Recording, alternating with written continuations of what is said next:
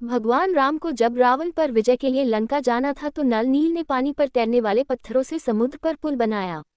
ये पुल काफी समय पहले ही समुद्र में डूब चुका है। क्या आपने कभी सोचा है कि हमेशा तैरने वाला राम सेतु पानी में कैसे डूब गया? वाल्मीकि रामायण कहती है कि जब श्री राम ने माता सीता को रावण के चंगुल से छुड़ाने के लिए लंका पर चढ़ाई की तो उन्होंने नल और नील से एक सेतु बनवाया था। इस सेतु को पानी में तैरने वाले पत्थरों से बनाया गया था। इन पत्थरों को किसी दूसरी जगह से लाया गया था। कई विशेषज्ञों का मानना है कि इस सेतु में ज्वालामुखी के क्यूमा स्टोन का इस्तेमाल किया गया था क्योंकि ये पानी में डूबते नहीं हैं। फिर ऐसा क्या हुआ कि राम सेतु पानी में कुछ फुट डूब गया? श्रीराम ने अपनी सेना के साथ लंका पर चढ़ाई करने के लिए धनुषकोडी से श्रीलंका तक समुद्र पर जिस पुल का निर्माण कराया, ये पुल नल के निरीक्षण में वानरों ने 5 दिन के भीतर बना दिया था। वाल्मीकि रामायण में इस पुल की लंबाई 100 योजन और चौड़ाई 10 योजन बताई गई है। गीता प्रेस गोरखपुर से प्रकाशित श्रीमद् वाल्मीकि रामायण कथा सुख सागर में बताया गया है कि श्रीराम ने सेतु का नाम नल सेतु रखा। महाभारत में भी श्रीराम के नल सेतु का जिक्र आया है।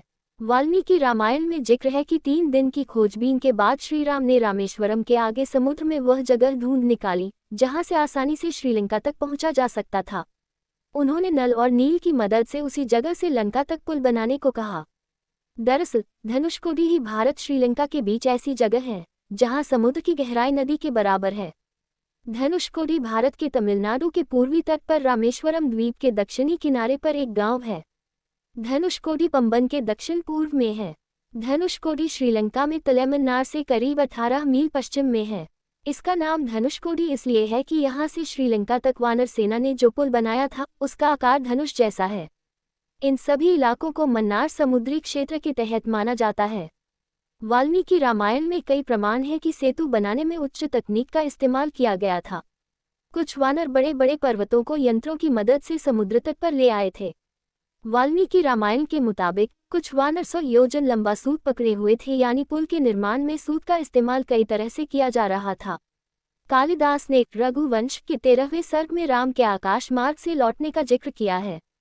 इस सर्ग में श्रीराम का माता सीता को राम सेतु के बारे में बताने का जिक्र भी है।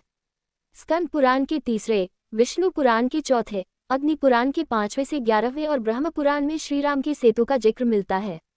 अमेरिकी अंतरिक्ष एजेंसी नासा ने 1993 में धनुषकोडी और श्रीलंका के उत्तर पश्चिम में पंबन के बीच समुद्र में 48 किलोमीटर चौड़ी पट्टी के रूप में उभरे एक भूभाग की उपग्रह से खींची गई तस्वीरों को जारी किया।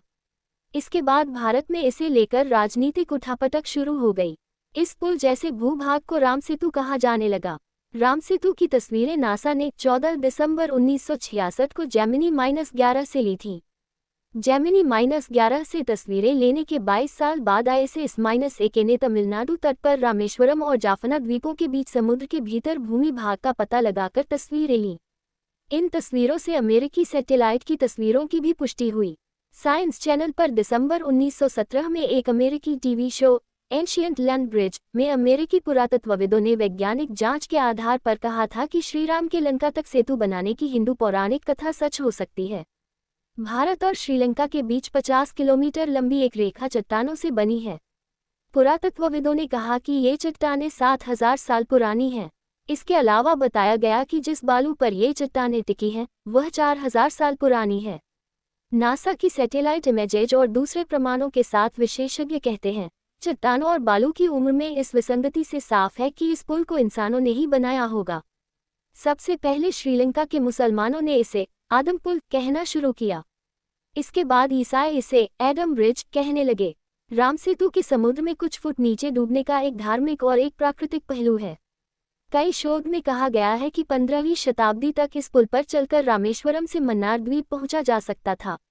बाद में इसके पानी में डूबने के वैज्ञानिक कारणों में बताया गया है कि तूफानों ने राम सेतु की जगह पर समुद्र को कुछ गहरा कर दिया। वहीं 1480 में चक्रवात के कारण ये पुल टूट गया। फिर समुद्र का जलस्तर बढ़ने के कारण कुछ फुट पानी में डूब गया। धार्मिक कारणों में बताया जाता है कि विभीषण ने खुद इस पुल को तोड़ने के लिए श्री राम से अनुरोध किया था। पद्म पुराण के मुताबिक युद्ध से पहले रावण के भाई विभीषण ने धनुषकोडी नगर में श्री राम की शरण ली थी। रावण वध के बाद युद्ध खत्म होने पर श्रीराम ने विभीषण को लंका का राजा बनाया। इसके बाद लंका के राजा विभीषण ने श्री राम से कहा कि भारत के वीर राजा हमेशा श्रीलंका पर हमला करने के लिए राम सेतु का इस्तेमाल करेंगे।